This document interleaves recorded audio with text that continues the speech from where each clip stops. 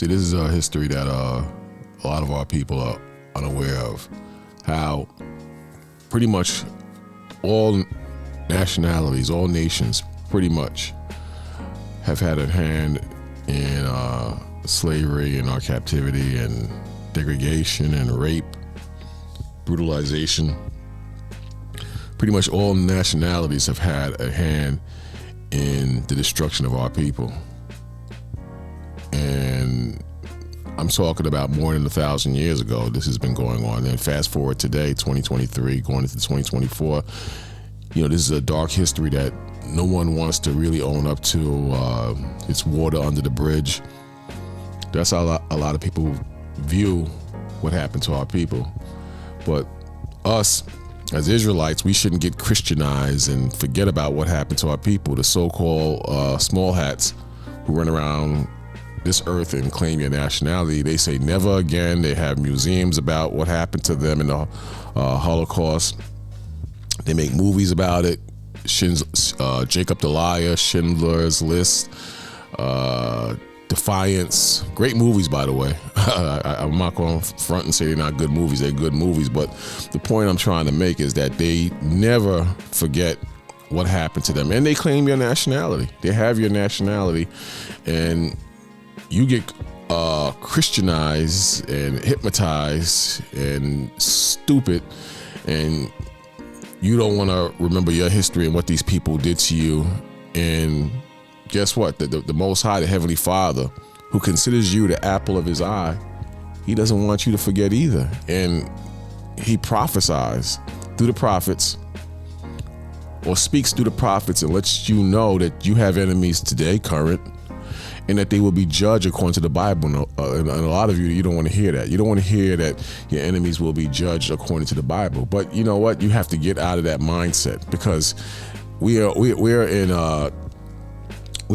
a time where war is everywhere. War is everywhere, and it's quite natural now. War is so common. It's quite natural to see injustice due to war, injustice due to war. You see both happening, but guess what? It's all of the Most High. Bottom line, it's all of the Most High. So, I found this video very interesting, and you need to wake up, some of you. Some of you are just fools and you're Christianized. Check it out. The 25th of March was, as usual, commemorated as the day Britain officially abolished its slave trade in 1807. But how many recall that Arab slavers were the first and last in modern times to ship millions of Africans out of the continent as slaves? The Arab history of anti-black racism predates European anti-black racism by several centuries. The early Islamic Empire exhibited all the characteristics of anti-black racism, and blacks suffered the lowest form of bondage.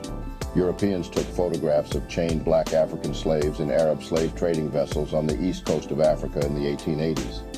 Slavery persisted openly in Saudi Arabia and other Muslim countries in the latter half of the... See, I'm watching this. I just happened to stumble on it. I'm watching this, and then I'm watching a lot of you so-called blacks march and raise your fists for what's happening over there in the Gaza Strip. And the same way all nations, pretty much all nations, had a hand in your captivity. Fast forward to all the way to today, a lot of these same nations are still racist against you so-called Negroes. Still racist. Still hate you. Racist against Hispanics too. In other words, a lot of these nations, they think they're better than you. They think they're better than you. And when you read scriptures, the higher ups, the well-educated among these people, they know you're the Jews. They know you're God's chosen people. They will never admit this. Years ago, I remember we went into a Chinese restaurant. This is when I was going to the church uptown in Harlem. And we mentioned this truth to some Chinese. I believe it was Chinese. I don't know who it was. And you know what they said? They said, well, you know, we asked them, why don't you tell people the truth? And they said that you know what they replied? You know what their reply was? That's your job. Why are you telling us to do that? That's your job. They know this. I've heard Arabs call us cousins. And sometimes when I'm garbed up and I go into a restaurant, you should see the respect I get from the Arabs. And then right to my left or to my right at the counter, just total vile disrespect towards our people who are in the same restaurant. Total disrespect. Some might say it's because of the beastly behavior of our people, which was created by the enemy, the heathens. But you should see the respect I get if I'm not. Sometimes I'm not even garbed up, because even though they're heathens, people can read spirits, and they know. You know, people know when there's something on you that's beyond the current state of mind of your people. In other words, you're no longer savage once you put on Yahweh Shai, who they call Christ. You're no longer savage when you keep the commandments. You're no longer savage when you walk in the spirit of Yahweh being the Most High, who you call God. So there's an energy, there's a spirit that's on you that other people can recognize. To the point they might even think that you're Muslim or one of their own. I had a Ishmaelite. I went to have breakfast and I prayed over my food, and I ate my food, and he had just opened a business or took over the business. This is in Newark, New Jersey, and you know, when I finished my meal, I threw out the, you know, what I didn't eat, and I'm walking towards the door, and I had a feeling like somebody was behind me. You know, this guy followed me to the door and questioned that I liked the food and A, B, and C and blah, blah, blah. But it wasn't because of business. This dude recognized something on me, and they can tell. They can tell that you're different from the rest of your people. This is why it's so important to have or walk with a certain type of pride in the Most High. And you have to watch what you do and say, because, you know, when you say or do things that are out of pocket, in other words, outside of the spirit, people see that too. They see you as a phony. This is why the Most High says we have to be not just an example to our people, but an example to the Gentiles, the heathens. You know, we're repping the Most High. But, you know, I found this fascinating, this truth. And, you know, it just can't be ignored. 20th century, 100 years after slavery was abolished in the United States. As late as the 1960s, African Muslims still sold slaves when they arrived on pilgrimages as a way to finance their pilgrimages. Arab nations lagged far behind the rest of the world in abolishing. I decided to buy my Patriot 72-hour kit for more reasons. Sorry about that. One is because I live in Hawaii, so I am... These damn ads, man, are just ridiculous.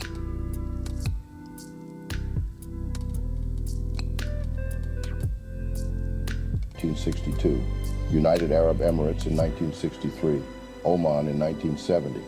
However, unlike the rest of the Arab nations, hereditary racial slavery persists in Mauritania, despite multiple official attempts to abolish it.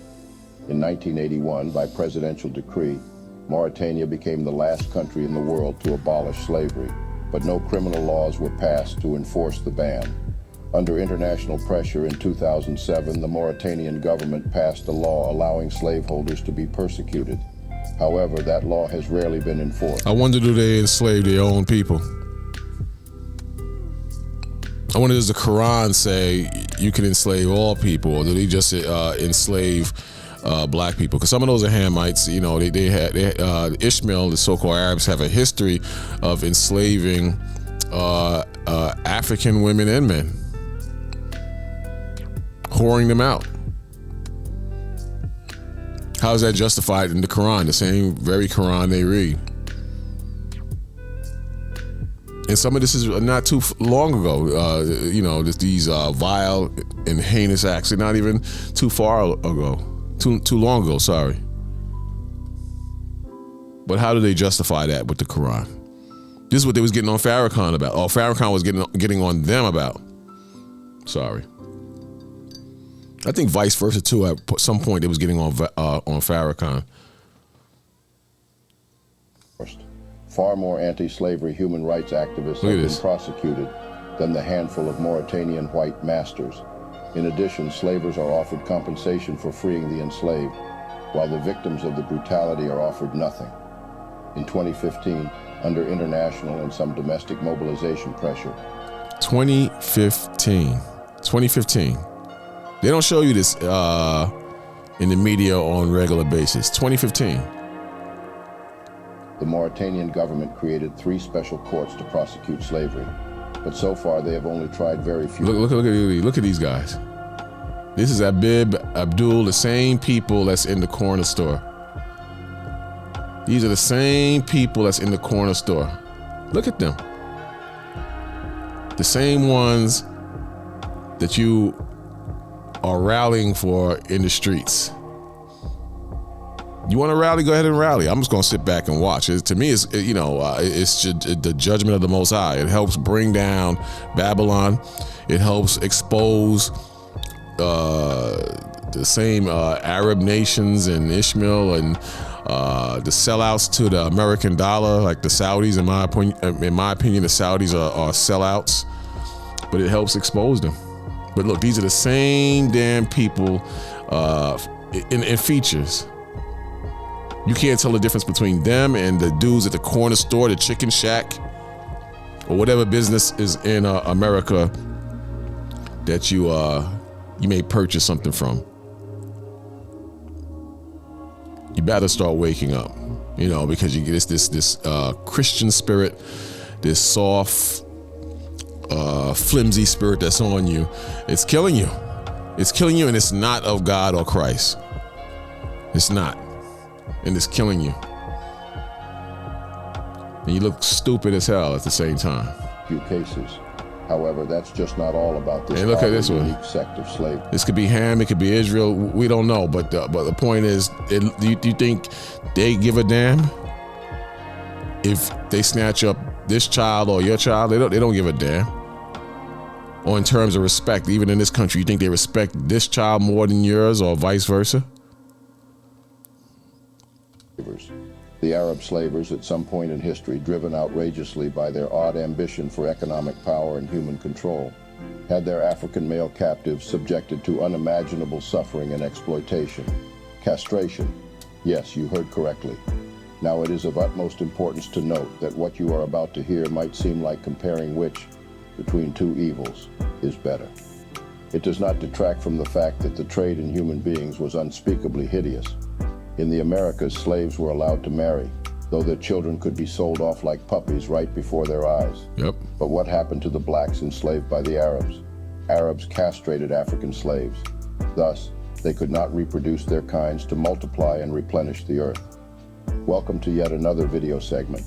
In this video, we are taking a dive at one of the darkest chapters in the human history, marked by its profound brutality and stomach-twisting inhumanity. The Arab slave trade and the castration of their male captives during this dark era. Before we get right into this head-spinning narrative, don't... See, you want to forget about this, acknowledging... In your mind, you want to forget about this. Or some of you don't know about this. I'm talking about our brothers and sisters in the world, of course. A lot of you brothers and sisters who are in the faith, you know what time it is. But I kind of touched on this a couple of videos back when I mentioned the Zanzibar slave trade, way out east in Africa, far out east. And this is a history that a lot of brothers and sisters are very much unaware of. But at the same time, the Most High, he didn't forget. The Most High didn't forget.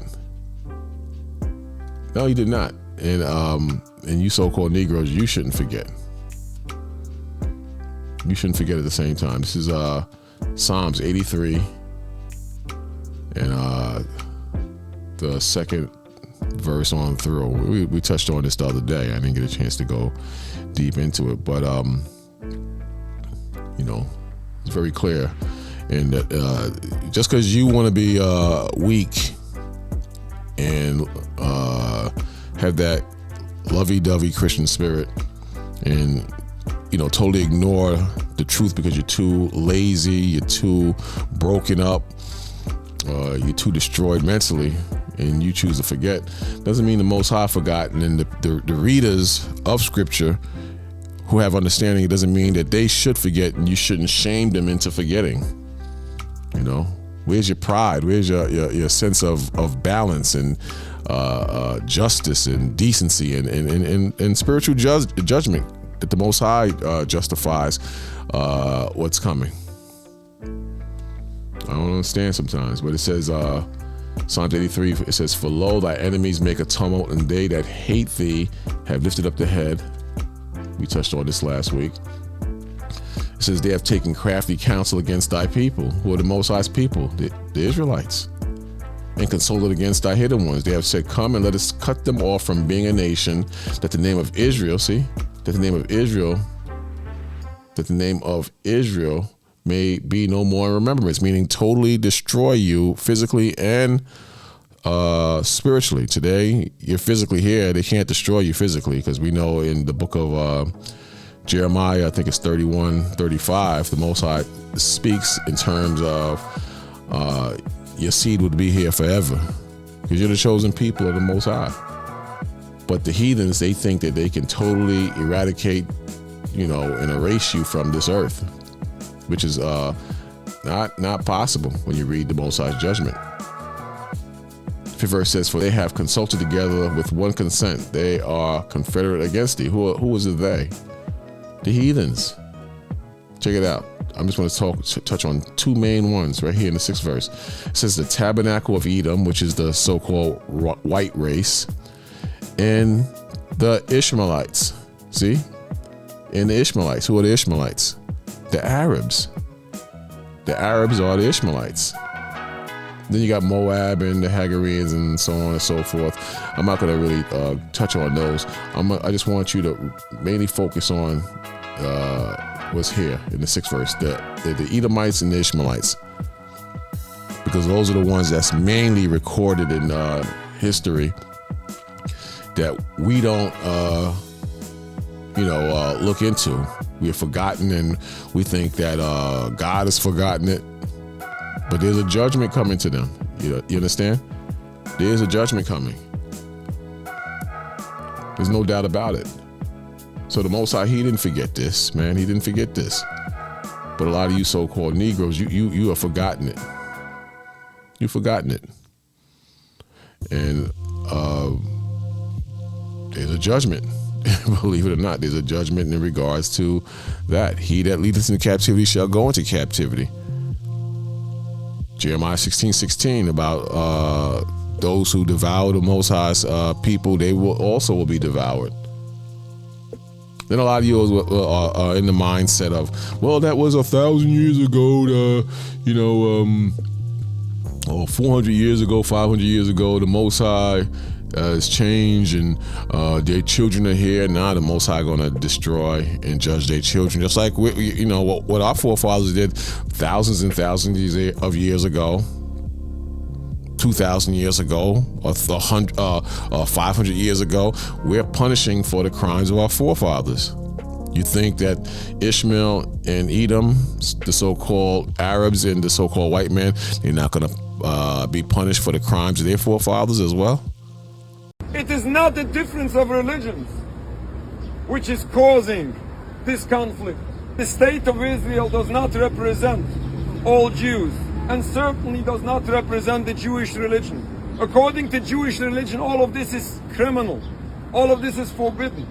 Basics of Jewish belief teaches that Jews are in a divinely decreed exile. We are even forbidden to create a sovereignty for ourselves. But especially when this is by killing, stealing, oppressing an entire people. This is not only criminal according to international law. This is a true violation of Judaism. And still, those people who choose not to follow Judaism misuse that very same religion to justify all those crimes forbidden in Judaism. The root cause is this criminal occupation which is oppressing an entire people. We have to end this occupation in its entirety. If people will ask me my advice, The leaders of Israel should wake up tomorrow morning and step out of the Knesset and return the land back to indigenous population. I guarantee peace. I mean, how does that add up? How does that make sense? So I just touched on that. I'm not going to play the whole video, but I'll probably come back to this later, some other time in the future. But there is going to be a judgment towards Ishmael as well, and stop being stupid and protesting in the street for these people. Because you saw the history all the way up to like in the 2000s, 2005 and 2006, 2017 perhaps even. These dudes were still rounding up people of color and enslaving them. And because you're comfortable in a nice warm bed with cable TV and video games and iPhones, you think that this history never happened, and your mind is just so sedated, it's pathetic.